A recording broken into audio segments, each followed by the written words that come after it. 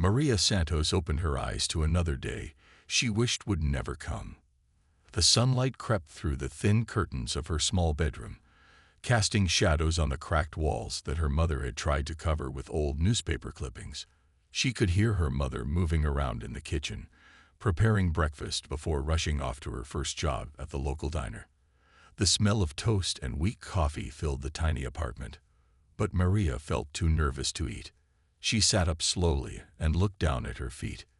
There they were, sitting by her bed like two old friends who had seen better days. Her white sneakers looked back at her, telling the story of a year filled with walking to school, playing during recess, and trying to keep up with classmates who seemed to have everything she did not. The left shoe had a hole near the big toe that had started small but had grown bigger each week. She had tried to hide it by pushing tissue paper inside, but the paper always fell out during the day. The right shoe was not much better. The sole had separated from the main part of the shoe, creating a gap that let in water whenever it rained. Maria had learned to walk carefully, avoiding puddles and stepping lightly so the flapping sole would not make noise. The white color had faded to a dull gray, and no amount of scrubbing could bring back the brightness they once had. Maria remembered the day her mother had bought these shoes for her. It was almost 2 years ago, just before school started. They had saved money for months, putting aside coins and small bills in a jar on the kitchen counter. When they finally had enough, they walked to the discount store together. Maria had been so excited to pick out her own shoes. She chose these white sneakers because they looked clean and simple, and she thought they would go with all her clothes. Her mother had smiled that day, watching Maria try on the shoes and walk around the store. "These will last you a long time," her mother had said, not knowing how true those words would become. Maria had worn them almost every day since then. They had been with her through good days and bad days, through tests and friendships, through rain and sunshine. Now those same shoes sat before her, worn and tired, just like Maria felt most mornings. She picked up the left shoe and examined the hole more closely. She could see her purple sock through the opening, and she knew that by the end of the day, everyone else would see it too. She had asked her mother about new shoes twice in the past month, but each time her mother got that worried look in her eyes and talked about bills and rent and groceries. Maria understood without her mother having to explain. Money was tight, tighter than it had ever been. Her mother worked at the diner during the day and cleaned offices at night.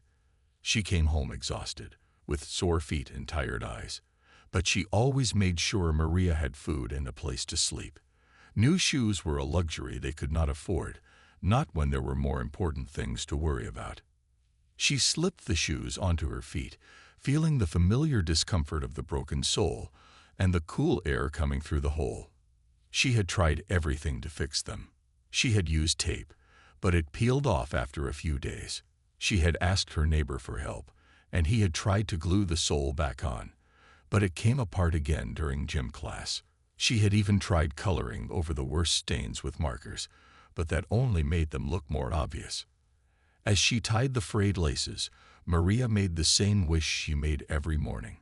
She wished for a day when no one would notice her shoes, when she could walk through the school halls without feeling ashamed, when she could focus on her studies instead of trying to hide her feet under her desk.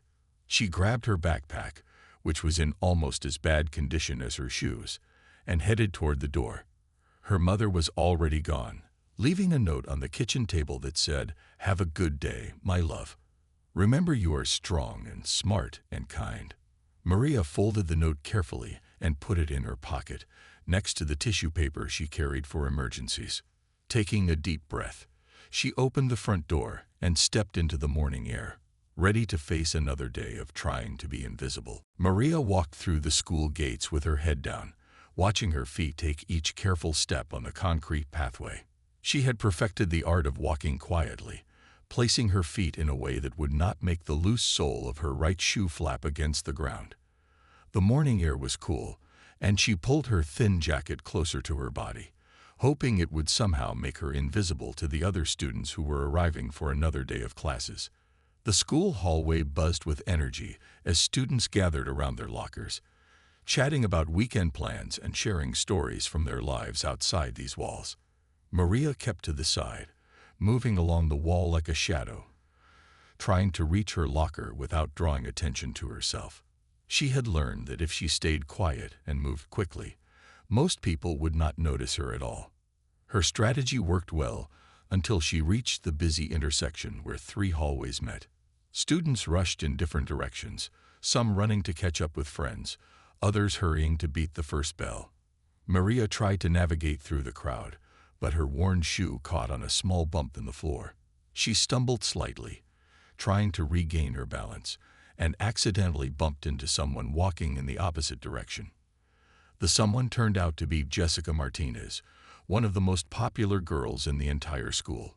Jessica had perfect hair that always looked like she had just stepped out of a magazine, clothes that matched in ways Maria never understood, and shoes that were so white they seemed to glow under the fluorescent lights. Jessica was surrounded by her usual group of friends, all of whom dressed and looked just like her. Jessica turned around with an annoyed expression, ready to snap at whoever had bumped into her. But when she saw Maria, her expression changed from annoyance to something much worse. Her eyes traveled down from Maria's face to her worn jacket, then down to her faded jeans, and finally landed on her shoes. Jessica's perfectly glossed lips slowly curved into a smile that had nothing kind about it. "Oh my God," Jessica said loudly, her voice carrying across the noisy hallway. "Look at those shoes." Her words cut through the morning chatter like a knife, causing nearby students to stop their conversations and turn to see what was happening. Maria felt her cheeks grow hot as more and more eyes focused on her feet. "Are those really shoes, or did you wrap your feet in old rags?" Jessica continued, her voice getting louder with each word. Her friends giggled, encouraging her to keep going. "I mean, seriously, where did you even find those things? Did you dig them out of a garbage can somewhere?" The laughter started small, just Jessica and her close friends, but it grew quickly as more students gathered around to see what was so funny. Someone in the crowd called out, "Maybe we should call the fashion police," which brought another wave of laughter. Maria tried to push through the circle that was forming around her, but more students kept joining, drawn by the commotion and the promise of entertainment. "Wait, wait," Jessica said, holding up her hand like she was a teacher calling for attention. "Everyone needs to see this. This is like historical or something. These might be the oldest shoes in the entire world." She pulled out her phone with practiced speed, the same way she documented everything else in her life for social media. The camera flash went off before Maria could react. Then another student pulled out their phone, then another. Soon there were at least 6 phones pointed at Maria's feet, recording video and taking pictures from different angles. The holders of the phones were laughing and making comments about what they would write when they posted the images online. "This is definitely going on my story," someone announced proudly. "My followers are going to die laughing." Another student was already typing on their phone, probably adding funny captions to the photos they had just taken. Maria felt trapped in the center of the circle, surrounded by laughter and pointing fingers and flashing cameras. She tried to speak, to ask them to stop, but her voice came out as barely a whisper. The noise around her was too loud, and no one was interested in hearing what she had to say anyway. The first bell rang, which usually meant students had 5 minutes to get to their classrooms. Instead of dispersing, the crowd seemed to grow larger. Students who had not seen the original incident were drawn over by the laughter and excitement, asking their friends what was so funny, and then joining in when they saw Maria's shoes. "Maybe we should start a fundraiser," someone suggested with mock concern in their voice. SaveMariasFeet.com. This brought the biggest laugh yet, with students nearly doubling over with amusement at their own cleverness. Maria finally found the strength to push through the crowd, ignoring the hands that tried to stop her and the voices that called after her to come back. She ran down the hallway, her broken shoe flapping loudly against the floor, but she no longer cared about staying quiet. All she wanted was to find somewhere to hide until this horrible morning was over. By the time Maria reached her first class, Her phone was already buzzing with notifications. She tried to ignore the constant vibrating in her backpack, but it was impossible to concentrate on anything else. Mrs. Thompson was explaining something about fractions on the whiteboard, but Maria could only think about what was happening on social media. She knew without looking that the photos and videos from the hallway were already spreading through the school like wildfire. During the break between classes, Maria finally looked at her phone. Her heart sank as she saw notification after notification popping up on her screen. She had been tagged in multiple posts across different social media platforms. The first video she saw made her stomach turn. It showed her stumbling and bumping into Jessica. Then the camera focused on her shoes while cruel laughter filled the background. The caption read, "When you shop at the dumpster store," followed by crying laughing emojis. Another post showed a close-up photo of her shoes with the caption, "Poverty fashion is so last century." Someone had even created a meme using her picture, with text that read, "When your shoes are older than your phone." Each post had dozens of likes and comments, with students from her school and even other schools joining in to make jokes about her appearance. Maria quickly scrolled through the comments, each one feeling like a punch to her stomach. OMG, I cannot believe she actually wore those to school. This is what happens when you shop at garage sales. Someone needs to teach her about shoe stores. The comments went on, each one more hurtful than the last. Students she barely knew were sharing the posts and adding their own cruel commentary. The worst part was seeing how quickly the content was spreading beyond just her school. Students from neighboring schools had started sharing the posts, adding their own comments about how lucky they were not to be that poor. Some people had even started creating their own memes using her photos, turning her into a joke that thousands of people could laugh at.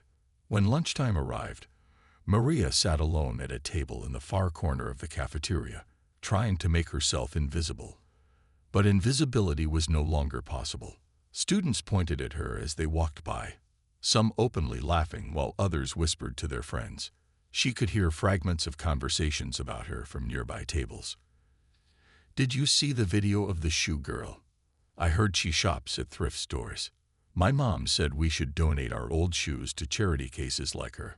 A group of younger students approached her table, giggling nervously among themselves. One of them, a girl who could not have been older than 13, pulled out her phone and tried to take a selfie with Maria in the background. "My friends are never going to believe I saw the famous shoe girl," she whispered loudly to her companions.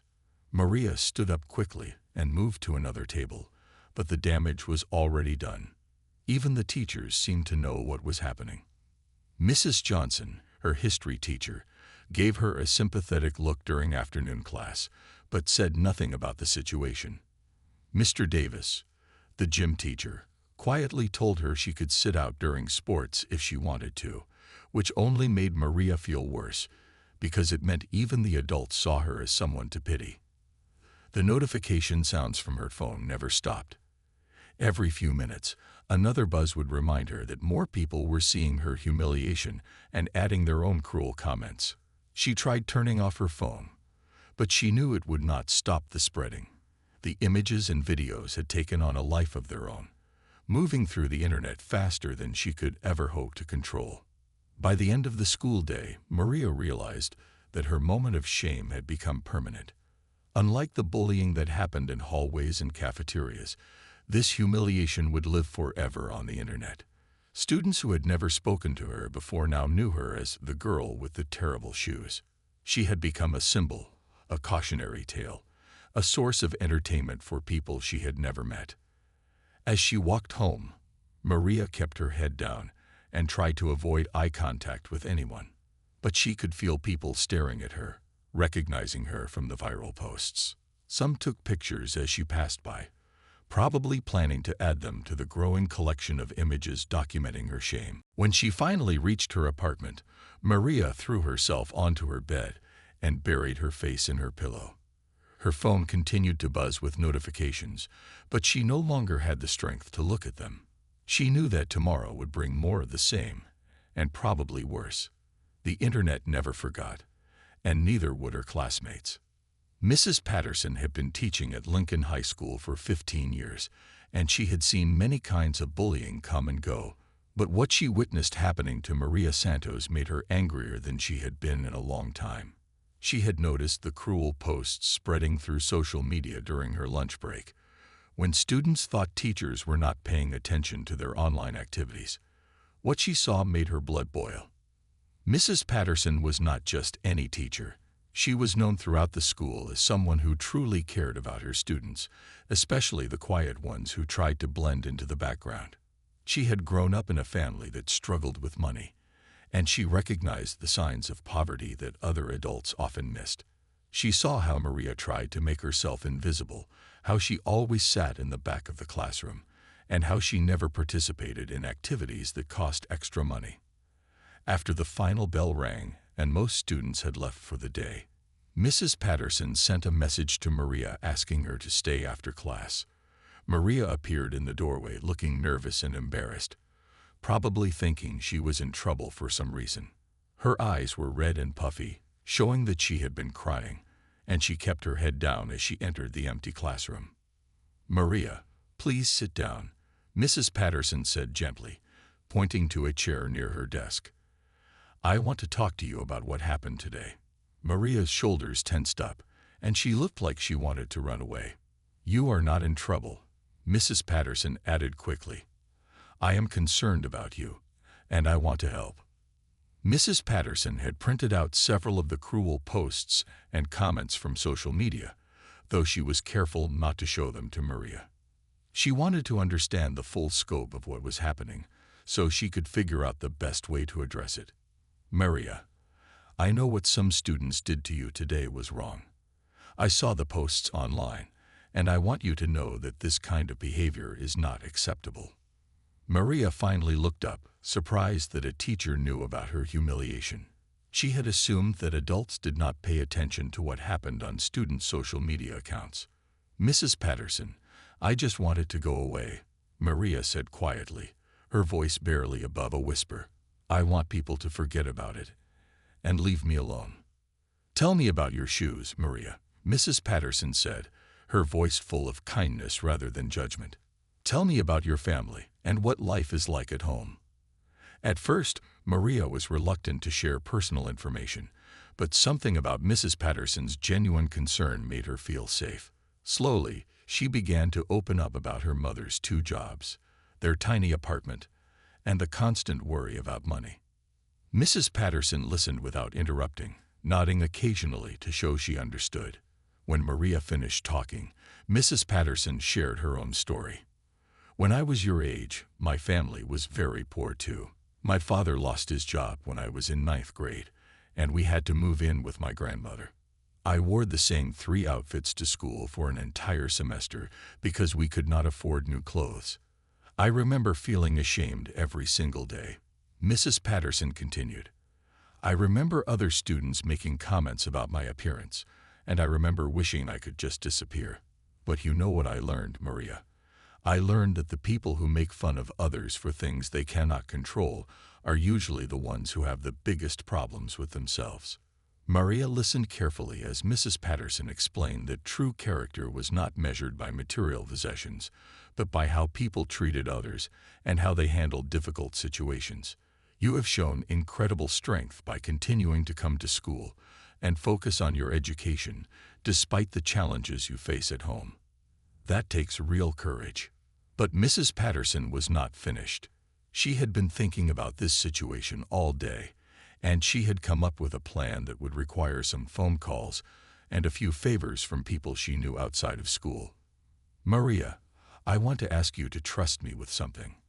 I have an idea that might help not just you, but also teach some important lessons to the students who have been so cruel." Mrs. Patterson explained that she had a friend who worked with military personnel, and she wanted to arrange for a special visitor to come to the school.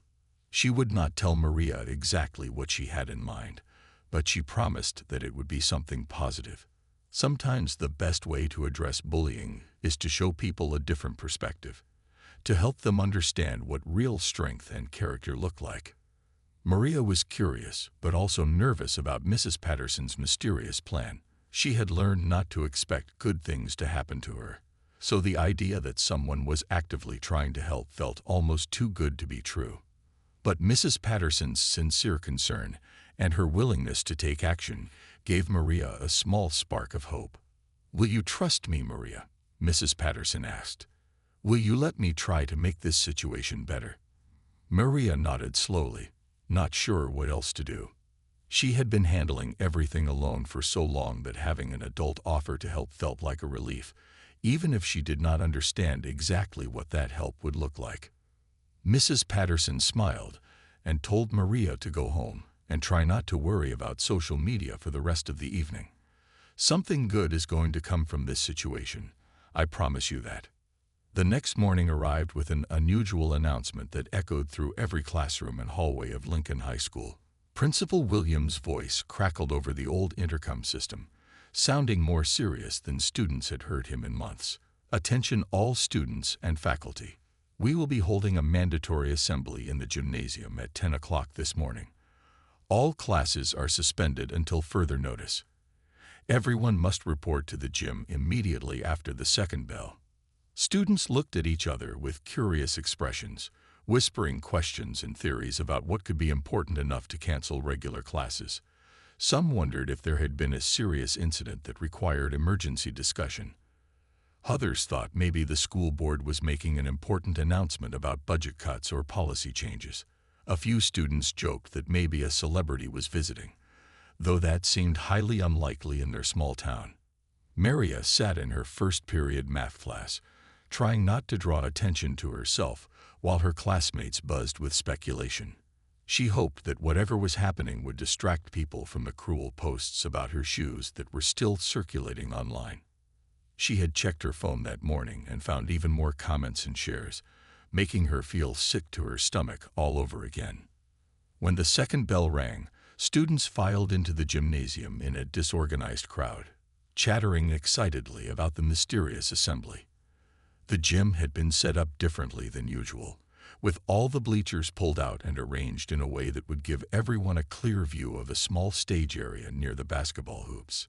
Teachers positioned themselves around the room, looking just as curious as their students about what was about to happen. Maria found a seat in the back row, hoping to remain invisible as usual. She noticed that some students were still showing each other the viral posts about her on their phones, pointing and giggling quietly. She tried to ignore them and focus on whatever announcement was coming, grateful for any distraction from her ongoing humiliation. Principal Williams walked to the center of the gym carrying a microphone, but before he could speak, the main entrance doors opened with a loud creaking sound that echoed through the large space. Every head turned to see who was entering, and the room fell completely silent as an impressive figure walked through the doorway. The woman who entered commanded attention immediately, even before anyone could see the details of her appearance. She walked with perfect posture, her shoulders back, and her head held high, moving with the kind of confidence that made everyone else in the room sit up straighter. As she came closer, students could see that she was wearing a military uniform, covered with ribbons, medals, and insignia that clearly indicated high rank and important service. Gasps and whispers rippled through the crowd as students recognized the uniform of a United States Army officer. But this was no ordinary soldier. The woman's uniform displayed the stars and decorations of a general, one of the highest ranks in the military. Students who had never seen a general in person stared in amazement, wondering what could possibly bring such an important person to their small-town high school. The general walked across the gymnasium floor with measured steps, her polished boots clicking against the wooden surface in a steady rhythm. She carried herself with the bearing of someone who had commanded thousands of soldiers and made life-and-death decisions in the most challenging circumstances imaginable. Her presence filled the entire space, making the large gymnasium feel smaller somehow. Principal Williams looked nervous as he approached the microphone again, clearly as surprised as everyone else by the identity of their unexpected visitor. He fumbled with his notes for a moment before speaking in a voice that sounded less confident than usual. "Students and faculty, we have the extraordinary honor today of welcoming General Catherine Rodriguez of the United States Army." The introduction caused another wave of murmurs throughout the crowd. Students pulled out their phones to search for information about General Rodriguez, wanting to understand exactly who was standing before them. Some found articles about her military service, her combat deployments, and her role in commanding major military operations. Others discovered that she had grown up in a town not far from theirs, making her visit even more intriguing. General Rodriguez stepped forward and accepted the microphone from Principal Williams with a polite nod. She looked out over the crowd of students, her eyes moving slowly across the bleachers as if she were studying each face carefully. The gymnasium remained perfectly quiet, with even the most talkative students sitting in respectful silence. "Good morning," General Rodriguez said, her voice carrying easily through the space without shouting. "I drove 3 hours to be here today because someone in this room needs to hear what I have to say." Her words sent a chill of anticipation through the crowd. Students looked around at each other, wondering who she was talking about and why her message was so important. The general paused for a moment, letting her words sink in before continuing. "I am here because I learned about something that happened in your school yesterday, something that reminded me of my own experiences when I was about your age." She began walking slowly along the front row of bleachers, making eye contact with individual students as she spoke. "I want to tell you a story," she said, her voice growing slightly warmer, but maintaining its authoritative tone. "A story about a young girl who faced challenges that many of you might not understand. A story about perseverance, dignity, and the true meaning of strength." The gymnasium remained silent, with hundreds of students hanging on every word, waiting to hear what the general would say next. Maria felt her heart beginning to race, though she was not sure why. Something about the general's words and the way she was looking around the room made Maria feel like this visit was connected to her somehow, though she could not imagine how a military general would know anything about her or her problems. General Rodriguez moved to the center of the gymnasium and stood perfectly still for a moment, her eyes scanning the crowd of students who sat in complete silence. The weight of her presence filled the room, and even the most restless teenagers found themselves sitting quietly, waiting to hear what she would say. She held the microphone with steady hands, the same hands that had signed orders affecting thousands of soldiers and made decisions in the most dangerous places on earth. 32 years ago, I was sitting in a gymnasium much like this one," she began, her voice clear and strong. "I was 15 years old, a sophomore in high school, and I thought my life was over because of what I was wearing on my feet." She paused, letting her words create curiosity among the students who were trying to imagine this powerful woman as a vulnerable teenager. "My father worked construction when he could find work, which was not very often in our small town. My mother cleaned office buildings at night, coming home at sunrise with tired eyes and aching hands. We lived in a tiny apartment above a laundromat, where the noise of washing machines and dryers never stopped, not even at night." The general's voice remained steady, but there was something personal and emotional underneath her professional tone. "For 3 years, I wore the same pair of shoes to school every single day. They were brown sneakers that my grandmother had bought me from a discount store when I started high school. By my junior year, those shoes had holes in both toes. The soles were completely worn through, and the laces were held together with knots and tape." Students throughout the gymnasium listened with growing attention, beginning to understand why this story might be relevant to their school. General Rodriguez continued walking slowly as she spoke, making eye contact with students in different sections of the bleachers. "I tried everything to make those shoes look better. I colored over the stains with markers. I stuffed newspaper in the holes. I even tried painting them with nail polish my sister had left behind when she got married. Nothing worked. They still looked exactly like what they were, the shoes of a girl whose family could not afford better." The gymnasium remained perfectly quiet except for the general's voice. Students who had been checking their phones earlier now sat with their devices forgotten, completely absorbed in the story being told by this impressive woman who commanded their respect and attention. The other students at my school noticed my shoes, just like students always notice things that are different or worn or old. They made comments when they thought I could not hear them. They pointed and whispered when I walked by. Some of them took pictures with their cameras, though we did not have social media back then to spread the images around the world in seconds. The general's words carried a weight that made several students shift uncomfortably in their seats. I remember one particular day when I was walking to my locker, and a group of popular students surrounded me in the hallway. They started laughing and pointing at my shoes, making jokes about how I must have found them in a garbage dump. One girl said I should be embarrassed to leave my house looking so poor and pathetic. The general's voice remained controlled, but there was steel underneath her calm delivery. That day, I went home and cried. I begged my mother to find money for new shoes, even though I knew we did not have any extra money for anything. I told her I would rather stay home from school than face another day of humiliation. I felt like those worn-out shoes defined who I was, like they proved I was worth less than other people. Students throughout the gym were now completely focused on every word, many of them recognizing similarities to situations they had witnessed or experienced themselves. General Rodriguez stopped walking and stood directly in the center of the basketball court, her uniform impressive under the bright gymnasium lights. But my mother told me something that day that changed my entire life. She said those shoes had carried me to school every day so I could get an education. She said they had supported me while I studied and learned and grew into the person I was becoming. She said they represented sacrifice and determination and love, because my family chose to prioritize my education over material things that did not really matter. The general's voice grew stronger as she continued. My mother told me that anyone who judged me based on my shoes was not worthy of my concern or respect. She said the shoes I wore said nothing about my character, my intelligence, my potential, or my worth as a human being.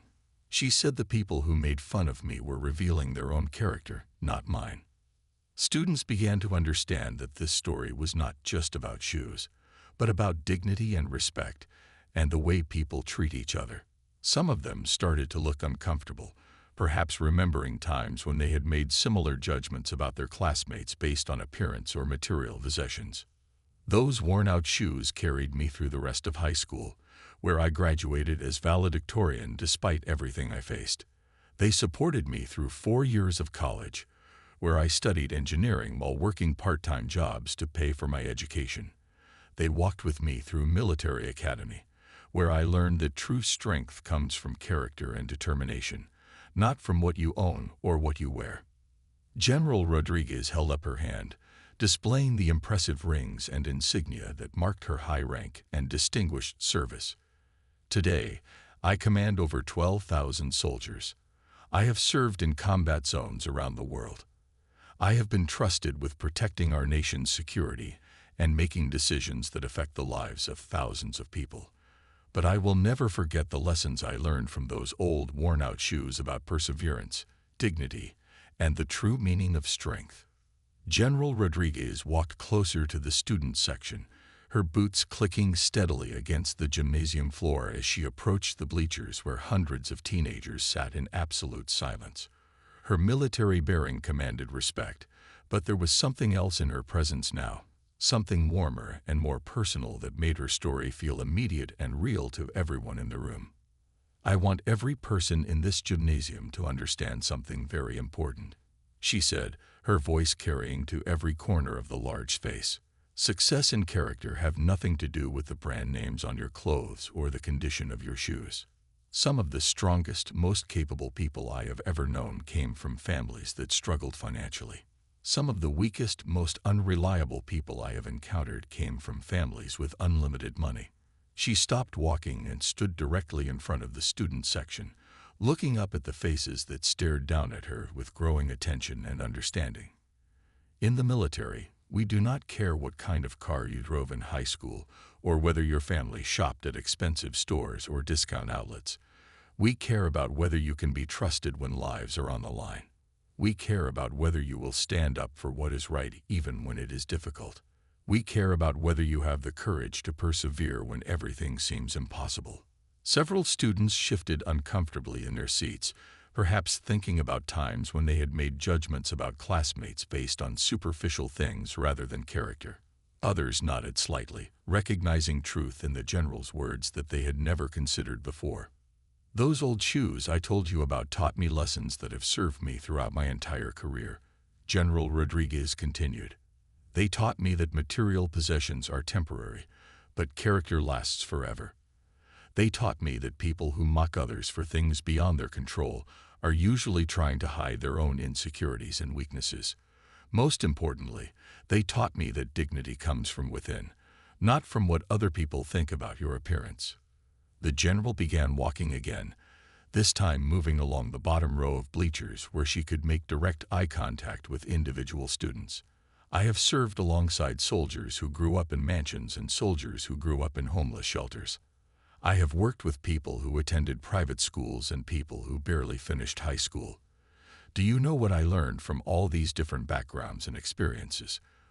The best soldiers, the most reliable leaders, the people I would trust with my life, are usually the ones who had to work hardest for everything they achieved. Her words carried weight that seemed to settle over the entire gymnasium, making students think about their own attitudes and behaviors in ways they never had before.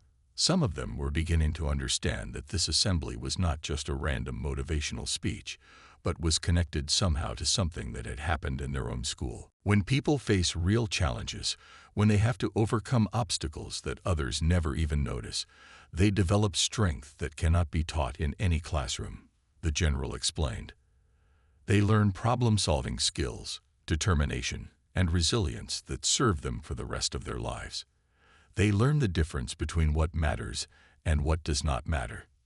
General Rodriguez stopped walking and stood perfectly still, her eyes scanning the crowd with the intensity of someone who had seen real hardship and real courage in the most difficult circumstances imaginable.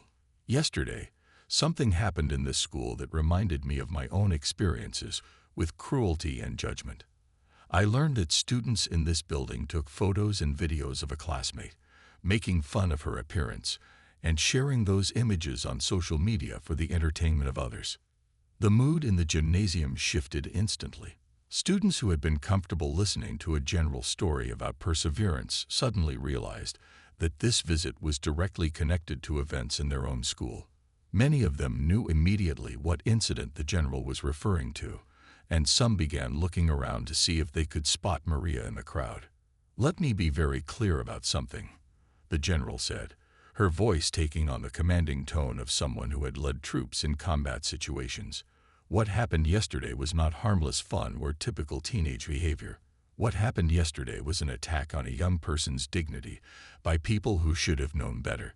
What happened yesterday revealed more about the character of the attackers than it did about their victim.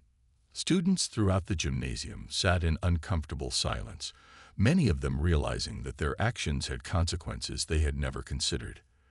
The presence of a military general made their behavior seem much more serious than they had thought when they were laughing and sharing cruel posts on social media. "I want to tell you about the young woman who was targeted yesterday," General Rodriguez continued. "She walks to school every day, rain or shine, because education is a priority for her and her family.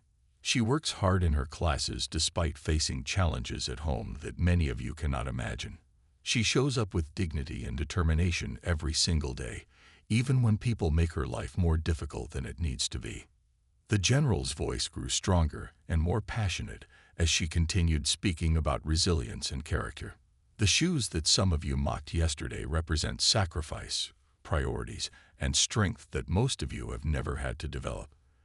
They represent a family that chooses to invest in education and character rather than material possessions. They represent everything that is admirable about overcoming adversity with grace and determination." Students who had participated in the cruel social media posts began to understand the full weight of their actions, realizing that their moment of entertainment had caused real pain to someone who deserved support rather than mockery. General Rodriguez stood in the center of the gymnasium and slowly turned her gaze across the crowded bleachers, as if she were searching for someone specific among the hundreds of faces staring down at her. The silence in the room was so complete that students could hear their own heartbeats and the quiet hum of the overhead lights. Everyone seemed to understand that something important was about to happen, though most had no idea what it would be. Maria Santos, the general said clearly, her voice carrying across the entire space without any amplification needed. Would you please stand up? The words hung in the air like a challenge, and every head in the gymnasium turned to scan the bleachers, looking for the girl whose name had just been called by one of the most powerful military officers in the country. Maria felt her heart stop beating for a moment when she heard her name. She sat frozen in her seat in the back row, hoping that maybe she had misheard, that maybe the general was calling for someone else with a similar name. But the silence stretched on, and she realized that hundreds of eyes were searching for her, that there was no hiding from this moment that seemed impossible to believe. Slowly, with legs that felt like they might not support her weight, Maria stood up from her seat in the back row. The movement drew every gaze in the room to her location, and she felt more exposed and vulnerable than she had ever felt in her entire life. She wanted to run, to disappear, to wake up from what felt like a dream that might turn into a nightmare at any moment. But General Rodriguez smiled when she saw Maria, and her expression was filled with warmth and respect rather than pity or judgment. Maria, I want you to know that I see something in you that many people in this room have not yet learned to recognize, the general said, beginning to walk toward the bleachers where Maria stood trembling. I see strength. I see dignity. I see perseverance in the face of challenges that would defeat many people twice your age. As the general walked closer, Maria noticed that every student in the gymnasium was watching this interaction with complete attention. But instead of the cruel mockery she had experienced the day before, she saw something different in their faces. There was curiosity, respect, and even what looked like admiration in the eyes of classmates who had never given her a second thought before this moment. The shoes you are wearing today tell a story that everyone in this room should understand and respect. General Rodriguez continued, now standing directly below the section where Maria sat. They tell the story of a young woman who prioritizes education over material possessions. They tell the story of a family that makes sacrifices so their daughter can have opportunities for a better future. They tell the story of someone who faces adversity with grace and determination. The general began climbing the bleacher steps, moving slowly and deliberately toward where Maria stood. With each step, the significance of the moment seemed to grow larger, and students throughout the gymnasium began to understand that they were witnessing something extraordinary and important. Maria, I want everyone in this school to know that what you represent is everything that makes our country strong, the general said as she reached the row where Maria stood. You represent the values of hard work, perseverance, and dignity that built this nation. You represent the kind of character that we need more of in our communities and in our world. By now, the general was standing directly in front of Maria, close enough to speak in a normal voice that still carried throughout the silent gymnasium. I have commanded thousands of soldiers, and I have learned to recognize real strength when I see it. Real strength is not about having the newest clothes or the most expensive shoes. Real strength is about continuing to pursue your goals and maintain your dignity, even when others try to tear you down. General Rodriguez reached into her uniform jacket and pulled out something that made several students gasp with recognition. It was a military coin, the kind that high-ranking officers give to soldiers who have shown exceptional courage or service. These coins are considered among the highest honors that can be received from military leadership, and most civilians never even see one in their entire lives. Maria Santos, I want to present you with this coin in recognition of your courage, your perseverance, and your dignity in the face of adversity, the general said, holding out the gleaming metal. This coin represents the respect and admiration of someone who has seen real courage in the most difficult circumstances, and who recognizes those same qualities in you. The gymnasium erupted in applause as Maria accepted the coin with shaking hands. But General Rodriguez was not finished yet. She stepped back and did something that left everyone in the room completely speechless. This decorated military officer, this woman who commanded thousands of soldiers and held one of the highest ranks in the United States Army, came to attention and gave Maria a crisp, perfect military salute. Maria Santos, I salute you for your strength, your character, and your refusal to let others define your worth," the general said, holding the salute with military precision. "You represent everything that is best about the American spirit, and I am honored to recognize you today." The applause that followed was thunderous, with students jumping to their feet and cheering for their classmate who had been transformed from a target of mockery into a symbol of strength and dignity. Teachers throughout the gymnasium wiped tears from their eyes as they watched a moment that would be remembered by everyone present for the rest of their lives. The applause in the gymnasium continued for what felt like hours, though it was probably only a few minutes. Students who had never spoken to Maria before were now cheering for her with genuine enthusiasm and respect. The same classmates who had shared cruel posts about her shoes the day before were now on their feet, clapping and shouting her name with admiration that seemed to come from a completely different world than the one she had known just 24 hours earlier.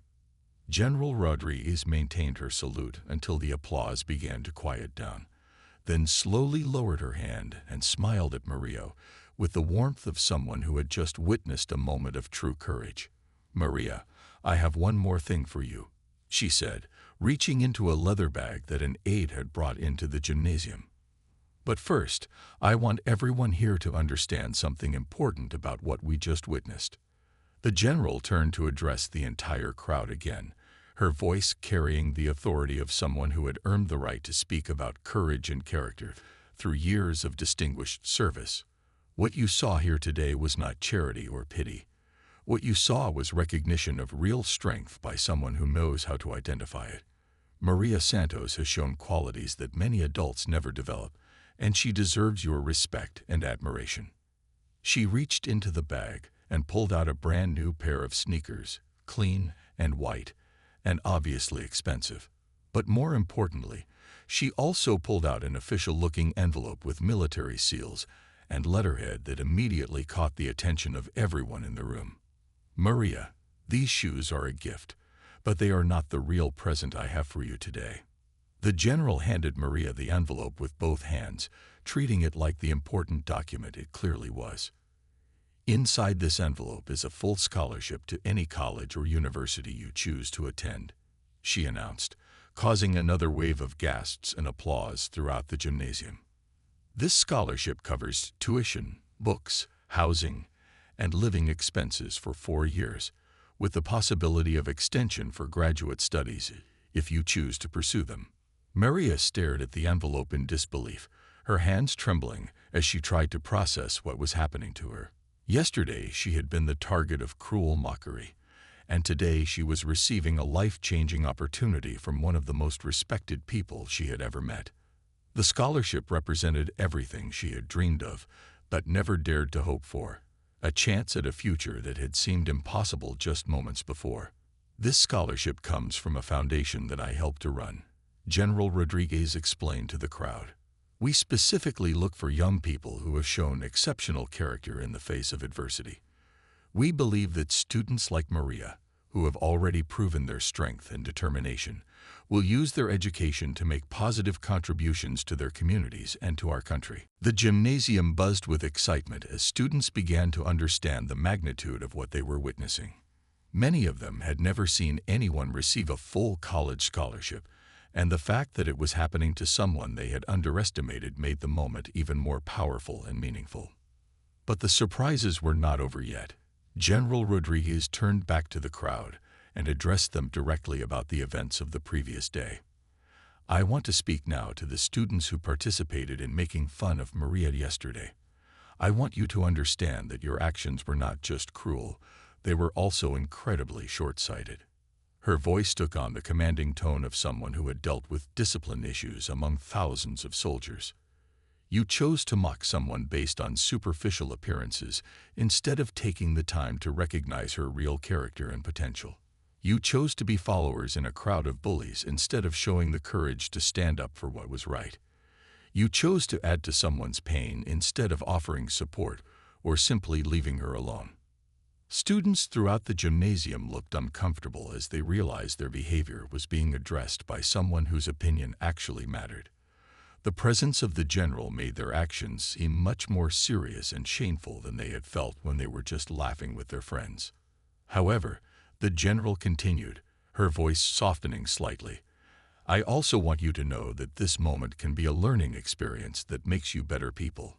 You now have the opportunity to choose different behavior in the future. You can choose to recognize strength and character when you see it. You can choose to support classmates who are facing challenges instead of making their lives more difficult. As the assembly began to wind down, something remarkable happened. Students began approaching Maria, not to mock or stare, but to apologize and congratulate her. Jessica Martinez, the girl who had started the cruel laughter the day before, was among the first to reach Maria. With tears in her eyes, Jessica offered a sincere apology and asked for forgiveness. I am so sorry, Maria, Jessica said, her voice shaking with emotion. I was wrong, and I was cruel, and I am ashamed of how I acted. You did not deserve that, and I hope you can forgive me.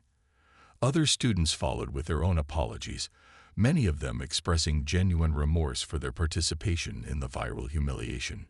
Teachers throughout the school reported that the atmosphere changed completely after the assembly. Students began showing more kindness and respect to classmates who were different or who faced challenges. The cruel social media posts about Maria were deleted, replaced by positive messages of support and admiration. Maria's story spread far beyond their small school, but this time the viral attention was positive and inspiring. News outlets picked up the story of the general who drove 3 hours to defend a bullied student, and Maria received messages of support from people around the country who had faced similar challenges. But perhaps the most important change was in Maria herself. The recognition from General Rodriguez gave her a confidence and sense of self-worth that no amount of cruel mockery could ever take away again. She walked through the school halls with her head held high, no longer trying to hide or make herself invisible.